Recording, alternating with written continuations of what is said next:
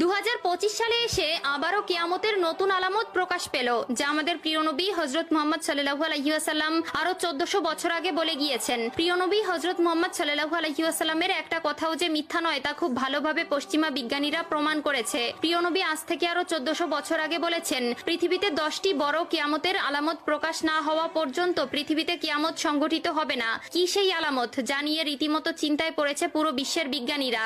আপনি যদি একজন মুসলিম হয়ে থাকেন তবে ভুলেও ভিডিওটি এড়িয়ে যাবেন না, কারণ আমরা আজকে আপনাদের জানাতে চলেছি প্রকাশিত হওয়া সেই কিয়ামতের আলামত সম্পর্কে। আর আপনি যদি আমাদের প্রিয় নবী হযরত মুহাম্মদ সাল্লাল্লাহু আলাইহি ওয়াসাল্লামকে ভালোবেসে থাকেন তবে অবশ্যই কমেন্ট বক্সে আলহামদুলিল্লাহ কমেন্ট করবেন আর ভিডিওটি শেয়ার করে দিতে ভুলবেন না, কারণ আপনার একটি শেয়ারে আরো অনেক মুসলিম ভাই ও বোনেরা কিয়ামতের এই আলামত সম্পর্কে জানার সুযোগ পাবে। তো চলুন বেশি কথা না বলে শুরু করা যাক আজকের এই ভিডিও। হাদিসে বর্ণিত আছে, কিয়ামত সংঘটিত হওয়ার পূর্বে পুরো পৃথিবী থেকে পবিত্র আল কোরআন উঠিয়ে নেওয়া হবে। প্রিয় দর্শক, কিয়ামতের নিকটবর্তীতার প্রমাণ স্বরূপ কিছু আলামত প্রকাশ পাবে। এর মধ্যে কিছু হবে বড় আলামত, আবার কিছু হবে ছোট ছোট আলামত। ইতিমধ্যে পুরো বিশ্বে অসংখ্য কিয়ামতের ছোট আলামত প্রকাশিত হয়েছে। যেমন হাদিসে বর্ণিত আছে, আরবের বেদুইনরা অর্ধ উলঙ্গ অবস্থায় থাকবে, তবে তারা বড় বড় দালান কোঠা নির্মাণের প্রতিযোগিতায় নেমে পড়বে, এমনকি তাদের পায়ে জুতাও থাকবে না। বর্তমানে 2025 সালে কিয়ামতের নতুন যে আলামত প্রকাশ পেয়েছে তা হলো কিয়ামতের আগে পবিত্র আল কোরআন থেকে